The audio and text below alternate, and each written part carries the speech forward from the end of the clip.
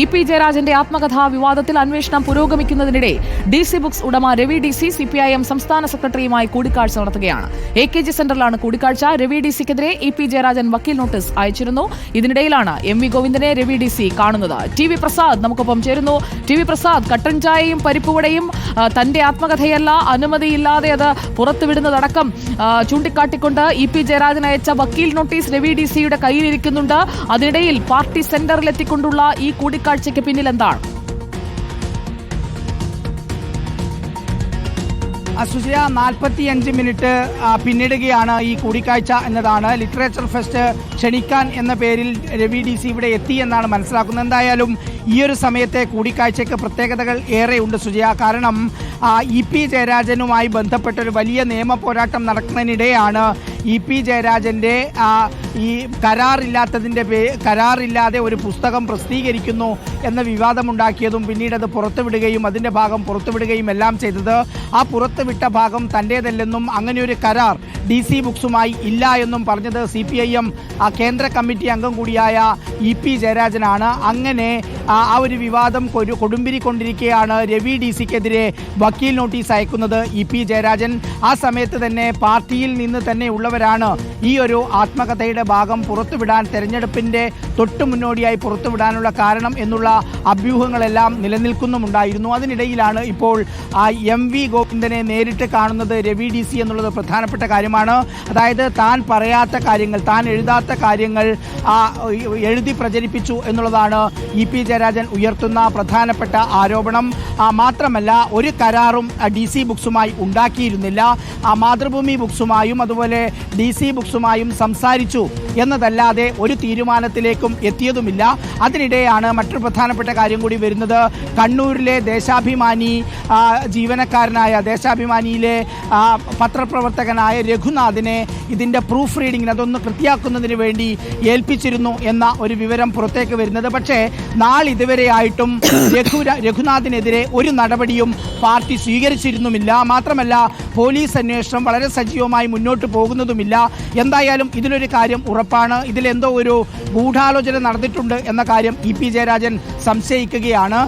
അങ്ങനെ ഒരു ഘട്ടത്തിലാണ് ഇപ്പോൾ CPIM സംസ്ഥാന സെക്രട്ടറി MV ഗോവിന്ദനെ നേരിട്ട് വന്ന് കാണുന്നത് എന്നുള്ളത് ഇതിലൊരു പ്രധാനപ്പെട്ട കാര്യം തന്നെയാണ്. കാരണം കഴിഞ്ഞ കുറേ നാളുകളായി കേരളത്തിൻ്റെ രാഷ്ട്രീയ മണ്ഡലത്തിൽ സജീവ ചർച്ചയായ EP ജയരാജന്റെ ആത്മകഥാ വിവാദം, അതിൽ EP ജയരാജൻ വക്കീൽ നോട്ടീസ് അയച്ചിരിക്കുന്നു. ഈ പറയുന്ന രവി DCക്കെതിരായ, അല്ലെങ്കിൽ ഈ പുസ്തകത്തിൻ്റെതെന്ന് പറഞ്ഞ ഭാഗം പുറത്തു വന്നതിൽ വലിയ അന്വേഷണം നടക്കുന്ന ഈ ഘട്ടത്തിൽ CPIM സംസ്ഥാന സെക്രട്ടറിയുമായി ഇപ്പോൾ 45 മിനിറ്റിലധികം നീണ്ടു നിൽക്കുന്ന കൂടിക്കാഴ്ചയിലേക്ക് എന്തിനാണ് രവി DC പോകുന്നത് എന്ന പ്രധാനപ്പെട്ട ഒരു ചോദ്യം ഉയരുന്നുണ്ട്. EP ജയരാജനെ സംബന്ധിച്ച് EP ജയരാജൻ ഈ ആത്മകഥയുടെ ഭാഗം പുറത്തു വന്നതിൽ വലിയ നിരാശനാണ്. കാരണം കഴിഞ്ഞ തെരഞ്ഞെടുപ്പ്, ലോക്സഭാ തെരഞ്ഞെടുപ്പ് സമയത്ത് തന്നെ പ്രകാശ് ജാവ്ദേക്കറുമായി ബന്ധപ്പെട്ട വിവാദം ഉണങ്ങുന്നതിന് മുമ്പാണ് അടുത്ത തെരഞ്ഞെടുപ്പ് ഘട്ടത്തിൽ P. സരിനെ ഉൾപ്പെടെ മോശമായി ചിത്രീകരിക്കുന്ന രീതിയിലുള്ള പുസ്തകത്തിൻ്റെ ഭാഗം എന്ന രീതിയിൽ അത് പുറത്തേക്ക് വരികയും ചെയ്ത് അത് EP ജയരാജനെ സംബന്ധിച്ച് രാഷ്ട്രീയമായും വലിയ തിരിച്ചടിയാണ് ഉണ്ടാക്കിയത്. അതുകൊണ്ട് തന്നെ EP ജയരാജൻ അർത്ഥശങ്കയ്ക്കിടയില്ലാതെ പറയുകയും ചെയ്തു, ഒരു കരാറും രവി DC ബുക്സുമായി ഉണ്ടാക്കിയിട്ടില്ല, മാതൃഭൂമി ബുക്സുമായി ഉണ്ടാക്കിയിട്ടില്ല. പിന്നെ എങ്ങനെയാണ് ആ ഭാഗം പുറത്തു വന്നത് എന്ന പ്രധാനപ്പെട്ട ചോദ്യം അന്ന് തന്നെ കേരളത്തിൽ ഉയർന്നിരുന്നു. EP ജയരാജൻ റിപ്പോർട്ടറിനോടക്കമുള്ള മാധ്യമങ്ങളോട് വളരെ വ്യക്തമായി പറയുകയും ചെയ്തു, താൻ അങ്ങനെയൊരു ഭാഗം എഴുതി ചേർത്തിട്ടേ ഇല്ല എന്ന്. അതിനുശേഷം അങ്ങോട്ടേക്കാണ് കൂടുതൽ വിവരങ്ങൾ അതുമായി ബന്ധപ്പെട്ട് പുറത്തു വരികയും ചെയ്യുന്നത്. ചോർന്നു പോകാനുള്ള സാധ്യത അത് വെട്ടിത്തിരുത്താൻ ഏൽപ്പിച്ച ആളുടെ കയ്യിൽ നിന്നായിരിക്കുമെന്ന നിഗമനത്തിലേക്ക് എത്തുന്നത്. പിന്നീട് രവി DC തന്നെ ഒരാൾക്കെതിരെ നടപടിയെടുക്കുകയും ചെയ്തു. അവിടുത്തെ പബ്ലിക്കേഷൻ മാനേജറായ ശ്രീകുമാർ എന്ന ആൾക്കെതിരെയാണ് നടപടിയെടുത്തത്. അദ്ദേഹത്തെ സസ്പെൻഡ് ചെയ്യുന്ന നടപടിയിലേക്കാണ് DC ബുക്സ് കടന്നത്. അതിനർത്ഥം അതിൽ DC ബുക്സിന് എന്തോ പങ്കുണ്ട് എന്നുള്ളതാണ്. ഇതുമായി ബന്ധപ്പെട്ട് പാർട്ടി വൃത്തങ്ങളിൽ നിന്ന് അറിയാവുന്ന ഒരു കാര്യം, EP ജയരാജൻ നോക്കി തിരുത്തുന്നതിന് വേണ്ടി ഏൽപ്പിച്ച ആൾ ഈ DC ബുക്സിലെ ആൾക്കിത് കൈമാറി എന്ന തോതിലുള്ള വിവരങ്ങളും വരുന്നുണ്ട്. പക്ഷേ അത്തരമൊരു തലത്തിലേക്ക് ഈ അന്വേഷണം പോകുന്നതേയില്ല. ആദ്യഘട്ടത്തിൽ ഒരു പ്രാഥമിക അന്വേഷണം നടത്തിയെങ്കിൽ കൂടിയും അവിടുന്ന് അങ്ങോട്ടേക്ക് ഒരു സജീവമായ അന്വേഷണത്തിലേക്ക് പോയതുമില്ല. EP ജയരാജനെ സംബന്ധിച്ച് ഇത് രാഷ്ട്രീയമായി വലിയ തിരിച്ചടി ഉണ്ടായ ഒരു വിഷയം തന്നെയാണ്. കാരണം തെരഞ്ഞെടുപ്പിൻ്റെ തൊട്ട് മുമ്പായിരുന്നു അങ്ങനെ തൻ്റെ ആത്മകഥയിലേതെന്ന് പറഞ്ഞ പല ഭാഗങ്ങളും പുറത്തേക്ക് വന്നത്, PDF ആയി പുറത്തു വന്നത്. അത് വലിയ കോലാഹലമുണ്ടായി, വലിയ ചർച്ചയുണ്ടായി. EP ജയരാജനെതിരെ പാർട്ടി അംഗങ്ങളിൽ നിന്നടക്കം വലിയ തോതിലുള്ള വിമർശനങ്ങൾ സാമൂഹ്യ മാധ്യമങ്ങളിൽ ഉൾപ്പെടെ നിറഞ്ഞു വരികയും ചെയ്തിരുന്നു. അതിനുശേഷമാണ് EP ജയരാജൻ വ്യക്തമായി എല്ലാവരോടും പറഞ്ഞത് താൻ അങ്ങനെ ഒരു കരാറിൽ ഏർപ്പെട്ടിട്ടില്ല എന്ന്. ഒരുപക്ഷെ ഇങ്ങനെ ഒരു കരാർ ഉണ്ടാകുന്നതിന് മുമ്പ് തന്നെ എങ്ങനെയാണ് DCയെ പോലെയുള്ള ഒരു സ്ഥാപനം പരിപ്പുവടയും കട്ടൻ ചായയും എന്ന പേരിലുള്ള പുസ്തകം ഉടൻ പ്രസിദ്ധീകരിക്കുന്നു എന്ന് അവരുടെ സാമൂഹ്യ മാധ്യമങ്ങളിൽ പ്രസിദ്ധീകരിച്ചത് എന്നുള്ളത് ഏറെ പ്രധാനപ്പെട്ട ഒരു കാര്യം തന്നെയായിരുന്നു. പക്ഷേ അങ്ങനെ EP ജയരാജനുമായി കരാർ ഉണ്ടായിരുന്നുവെങ്കിൽ എന്തിനാണ് അവരുടെ ഒരു ഈ വാർത്ത അതിപ്പോൾ 45 മിനിറ്റ് പിന്നിടുന്ന ഒരു കൂടിക്കാഴ്ചയാണ്. ആ കൂടിക്കാഴ്ച തുടങ്ങിയിരിക്കുന്നത് AKG സെന്ററിലാണ്. ആ കൂടിക്കാഴ്ച ഒരു ലിറ്ററേച്ചർ ഫെസ്റ്റിവലിന് ക്ഷണിക്കാൻ വേണ്ടിയാണ് എന്ന് പുറമേ പറയുമ്പോഴും കട്ടൻ ചായയും പരിപ്പുവടയും അതിലയച്ച വക്കീൽ നോട്ടീസ്, കട്ടൻ ചായയും പരിപ്പുവടയും DCക്ക് എങ്ങനെ കിട്ടി, DC എന്തുകൊണ്ട് ഒരു ലീഫ്ലെറ്റ് ആദ്യമേ തന്നെ ഇറക്കുന്നു, ഞങ്ങൾ ഇതാ ഉടൻ പ്രസിദ്ധീകരിക്കാൻ പോകുന്നുവെന്ന് DCയുടെ ഔദ്യോഗിക സോഷ്യൽ മീഡിയ പ്ലാറ്റ്ഫോമുകളിൽ അനൗൺസ് ചെയ്യുകയാണ്. അത് രവി DC അറിയാതെ നടക്കില്ല. രവി DCക്ക് ഈ പുസ്തകത്തിന്റെ പ്രസാധനാവകാശം രേഖാമൂലം അല്ലെങ്കിൽ പോലും ഉറപ്പാകാതെ അത് രവി DC ചെയ്യില്ല. അപ്പോൾ DCയുമായി ഈ പുസ്തകം പ്രസിദ്ധീകരിക്കാവുന്ന സംഭാഷണങ്ങൾ നടന്നിട്ടുണ്ട് എന്നുള്ളത് വ്യക്തമാണ്. ഈ പുസ്തകം തയ്യാറാക്കാൻ സഹായിച്ചത് ദേശാഭിമാനിയുടെ കണ്ണൂർ ബ്യൂറോ ചീഫാണ്. അപ്പോൾ അനൌദ്യോഗികമായി നടന്ന സംഭാഷണങ്ങളെ കുറിച്ചടക്കം MV ഗോവിന്ദൻ എന്ന CPIMന്റെ സംസ്ഥാന സെക്രട്ടറിയെ ധരിപ്പിക്കുകയല്ലേ രവി DCയുടെ ഇന്നത്തെ ഈ സന്ദർശനത്തിന്റെ ലക്ഷ്യമായി നമുക്ക് സ്വാഭാവികമായി മനസ്സിലാക്കാൻ കഴിയുന്ന കാര്യം. സുജയ, അങ്ങനെ തന്നെ കരുതേണ്ടി വരും. കാരണം ഇങ്ങനെ ഒരു വിവാദം ശക്തമായി നിലനിൽക്കുന്ന ഒരു സാഹചര്യം ഒരുപാട് കാലമൊന്നും പുറകോട്ടായില്ല സുജയ. ഏതാണ്ട് ഒരു 1.5 മാസം ആകുന്നതേ ഉള്ളൂ. അതിനിടയിൽ എന്തിനാണ് CPIM സംസ്ഥാന സെക്രട്ടറിയുമായി ഇത്ര നീണ്ട ഒരു കൂടിക്കാഴ്ചയിലേക്ക് നീങ്ങുന്നത് എന്നുള്ളതാണ്. സ്വാഭാവികമായി അവരുടെ പാർട്ടിയിലെ ഒരു സമുന്നത നേതാവിനെ അപമാനിക്കുന്ന രീതിയിലേക്ക് പോയ ഒരു സ്ഥാപനത്തിൻ്റെ ഉടമ ഇനിയിപ്പോൾ ലിറ്ററേച്ചർ ഫെസ്റ്റ് ക്ഷണിക്കാനാണ് വന്നെങ്കിൽ പോലും എന്തിനാണ് ഇത്രയേറെ സമയം ഇവിടെ ചെലവഴിക്കുന്നത് എന്നുള്ള ചോദ്യം ഏറെ പ്രസക്തമാണ്.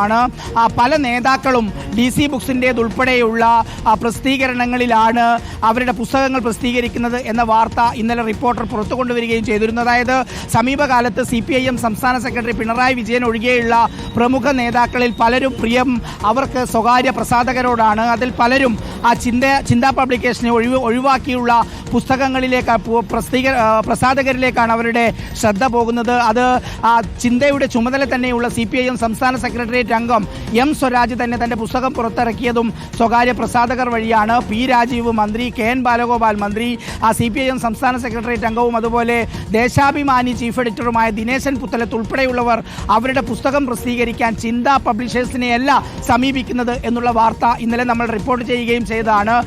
എന്തായാലും ഇന്നത്തെ ഈ കൂടിക്കാഴ്ച എന്നുള്ളത് രാഷ്ട്രീയമായി ഏറെ പ്രധാനപ്പെട്ടത് തന്നെയാണ്. കാരണം EP ജയരാജൻ ഒരു നിയമയുദ്ധം നടത്തുന്ന വ്യക്തിയുമായി CPIM സംസ്ഥാന സെക്രട്ടറി AKG സെന്ററിൽ 45 മിനിറ്റിലധികം ഇപ്പോൾ 50 മിനിറ്റ് പിന്നിടുകയാണ്. അതായത് 4:40 കഴിയുമ്പോഴാണ് വാർത്താ സമ്മേളനം അവസാനിച്ചത്. വാർത്താ സമ്മേളനം അവസാനിക്കുന്നതിന് മുമ്പ് തന്നെ രവി DC ഇവിടെ AKG സെന്ററിൽ ഉണ്ടായിരുന്നു. 4:45 MV ഗോവിന്ദൻ വാർത്താ സമ്മേളനം കഴിഞ്ഞ് തന്റെ മുറിയിലേക്ക് മടങ്ങുന്ന സമയത്ത് തന്നെ രവി DC MV ഗോവിന്ദനെ കാണുന്നതിന് പോവുകയും ചെയ്തു. ഇപ്പോൾ സമയം 5:35 പിന്നിടുന്നു സുജയ.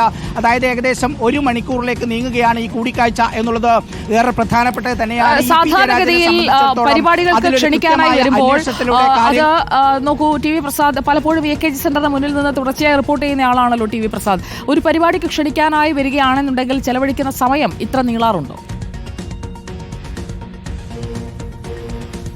ഒരിക്കലുമില്ല സുജയ. പക്ഷേ ഇങ്ങനെ ഒരു പ്രധാനപ്പെട്ട ആൾ വന്നു കഴിഞ്ഞാൽ ഒരുപക്ഷെ കൂടുതൽ സംസാരിച്ചേക്കാം എന്നുള്ളത് ഒരു വസ്തുത തന്നെയാണ്. കൂടുതൽ സംസാരിക്കാൻ ഉണ്ടായേക്കാം. പക്ഷേ സുജയ, ഈ ഒരു സാഹചര്യം വളരെ പ്രധാനമാണ്. അതായത് CPIM സംസ്ഥാന സെക്രട്ടറി MV ഗോവിന്ദൻ്റെ തന്നെ പാർട്ടിയിലെ പ്രമുഖനായ ഒരു നേതാവ്, ആ നേതാവ് വക്കീൽ നോട്ടീസ് അയച്ച് കേരളത്തിൻ്റെ രാഷ്ട്രീയ മണ്ഡലത്തിൽ വലിയ വിവാദത്തിന് തിരികൊളുത്തിയ ഒരു പ്രസാധകരുടെ ഉടമയാണ് ഇപ്പോൾ CPIM ആസ്ഥാനത്ത്, കേരള സംസ്ഥാനത്തിൻ്റെ ആസ്ഥാനത്ത് ഇരിക്കുന്നത് എന്നുള്ളതാണ് ഇതിലെ വാർത്താ പ്രാധാന്യം. ഒരു പരിപാടിക്ക് ക്ഷണിക്കാനാണെങ്കിൽ വരാം, സംസാരിക്കാം, തിരിച്ചു പോകാം. കുറച്ച് പ്രാധാന്യം കൂടുതലുള്ള വ്യക്തിയാണെങ്കിൽ കുറച്ച് കൂടുതൽ സമയം സംസാരിക്കും, സ്വാഭാവികമാണ്. പക്ഷേ ഈ ഒരു സാഹചര്യം, ഈ ഒരു സന്ദർഭം അത് വളരെ പ്രധാനപ്പെട്ടതാണ് സുജിയ. പ്രത്യേകിച്ച് EP ജയരാജൻ എന്ന വ്യക്തിയെ തെരഞ്ഞെടുപ്പിന് മുമ്പ് അപമാനിക്കാൻ വേണ്ടി വലിയൊരു ശ്രമമുണ്ടായി എന്ന് EP ജയരാജൻ തന്നെ പറയുന്ന ഒരു ഘട്ടമുണ്ട്. അങ്ങനെ ഒരു ഘട്ടത്തിൽ അത് അവിടെ നിന്ന് ഒരുപാട് ദിവസം പിന്നിടുന്നതിന് മുമ്പ് തന്നെ ഇങ്ങനെ ഒരു കൂടിക്കാഴ്ചയിലേക്ക് CPIM സംസ്ഥാന സെക്രട്ടറി പോകുന്നത് എന്തിനാണ് എന്ന പ്രധാനപ്പെട്ട ഒരു ചോദ്യവുമുണ്ട്. ക്രൈംബ്രാഞ്ച് അന്വേഷണം തുടരുന്നു. അതിനിടയിലാണ് ഇങ്ങനെ ഒരു കൂടിക്കാഴ്ച എന്നത് ഏറ്റവും പ്രധാനപ്പെട്ട ഒരു കാര്യം തന്നെയാണ്. മാത്രമല്ല സുജയ, നമുക്കറിയാവുന്നതുപോലെ EP ജയരാജൻ DC ബുക്സുമായി ഒരു കരാറും ഉണ്ടാക്കിയിട്ടില്ല എന്ന കാര്യം EP ജയരാജൻ പരസ്യമായി തന്നെ പറഞ്ഞതാണ്. പക്ഷേ ഇത്രയേറെ വിവാദങ്ങൾ ഉണ്ടായിട്ടും ആ സംഭവത്തെക്കുറിച്ച് വ്യക്തമായി പ്രതികരിക്കാൻ ഇതുവരെയും രവി DC തയ്യാറായിട്ടില്ല എന്നുള്ളതും പ്രധാനപ്പെട്ടതാണ്. ഷാർജയിൽ വെച്ച് സംസാരിച്ച സമയത്തും പിന്നീട് സംസാരിച്ച സമയത്തും അതിൽ എന്താണ് സംഭവിച്ചത്, എങ്ങനെയാണ് ഒരു കരാറില്ലാത്ത വ്യക്തിയുടെ പുസ്തകം അതിൻ്റെ പുറം കവറോടുകൂടി അവരുടെ സാമൂഹിക മാധ്യമങ്ങളിൽ ഉടൻ പ്രകാശനം ചെയ്യുന്നു എന്ന് പ്രചരിപ്പിച്ചത് എന്ന ചോദ്യം അത് ഏറെ പ്രധാനപ്പെട്ടതാണ്. പക്ഷേ ആ ചോദ്യത്തിന് മറുപടി പറയാൻ തയ്യാറായില്ല. പിന്നീട് പോലീസ് അന്വേഷണം നടന്നു, രവി DCയിൽ നിന്ന് മൊഴിയെടുത്തു. അതിനിടയിൽ രവി DC തൻ്റെ ഏറ്റവും പ്രധാനപ്പെട്ട ശ്രീകുമാർ എന്ന് പറയുന്ന ഒരു ജീവനക്കാരനെ സസ്പെൻഡ് ചെയ്യുകയും ചെയ്തു. അതിൻ്റെ അർത്ഥം ഈ ശ്രീകുമാറിന് ഇതുമായി എന്തോ ബന്ധമുണ്ട് എന്ന് പുറത്തുള്ള നമ്മൾ സംശയിക്കേണ്ടി വരും. പക്ഷേ അതിൻ്റെ വിശദീകരണം നൽകേണ്ടത് രവി DC തന്നെയാണ്. പക്ഷേ രവി DCയുടെ ഭാഗത്ത് നിന്ന് അങ്ങനെ ഒരു പ്രതികരണം ഉണ്ടായിട്ടുമില്ല. സുജിയ, ഈ കൂടിക്കാഴ്ച ഏറെ പ്രസക്തമാകുന്നത് EP ജയരാജൻ മുറിവേറ്റ് നിൽക്കുന്ന സമയത്ത് അതിന് കാരണക്കാരനായ ഒരു സ്ഥാപനത്തിൻ്റെ പ്രസാധകരുടെ ഉടമയെ രവി DCയെ ഇത്രയേറെ സമയം എന്തിനാണ് AKG സെൻറ്ററിൽ MV ഗോവിന്ദൻ കാണുന്നത്, സംസാരിക്കുന്നത് എന്നുള്ള ചോദ്യമാണ് രാഷ്ട്രീയമായി ഏറെ പ്രസക്തിയുള്ളത്. തീർച്ചയായിട്ടും ഇത് സംബന്ധിച്ചുള്ള ഒരു പ്രതികരണം ഒരുപക്ഷെ EP ജയരാജൻ്റേത് ഉണ്ടാകുമോ എന്ന കാര്യം നമുക്കറിയില്ല. ഇത് രാഷ്ട്രീയമായി ഏറെ പ്രധാനപ്പെട്ടത് തന്നെയാണ്. പ്രത്യേകിച്ച് EP ജയരാജൻ വക്കീൽ നോട്ടീസ് അയച്ചു നിൽക്കുന്ന ഒരു സാഹചര്യത്തിൽ അതേ വ്യക്തിയുമായി ഏതാണ്ട് 50 മിനിറ്റിലധികം നീണ്ട കൂടിക്കാഴ്ച നടത്തുന്നു എന്ന് പറയുന്നത് സുജയ. ഓക്കെ, TV പ്രസാദ് അവിടെ തന്നെ തുടരുക. നമുക്ക് ഇക്കാര്യത്തിൽ രവി DCയുടെ പ്രതികരണം അന്ന് ഒരു ഹ്രസ്വമായ പ്രതികരണത്തിൽ ഒതുക്കുകയായിരുന്നു വിദേശത്ത് നിന്ന് രവി DC. അതിനുശേഷം ആ വിവാദത്തിൽ വക്കീൽ നോട്ടീസ് വരുമ്പോഴും മൗനം പാലിക്കുകയായിരുന്നു. ഇപ്പോൾ സംസ്ഥാന സെക്രട്ടറി MV ഗോവിന്ദനെ കണ്ടതിന് ശേഷം രവി DC പ്രതികരിക്കുമോ, പാർട്ടി സെക്രട്ടറി കൂടിക്കാഴ്ചയെക്കുറിച്ച് എന്തെങ്കിലും പറയുമോ എന്നറിയാൻ നമുക്ക് കാത്തിരിക്കാൻ. TV പ്രസാദിലേക്ക് വീണ്ടും എത്താം. നമുക്ക് 1 മണിക്കൂറായി ആ കൂടിക്കാഴ്ച AKG സെന്ററിൽ നടക്കുകയാണ്.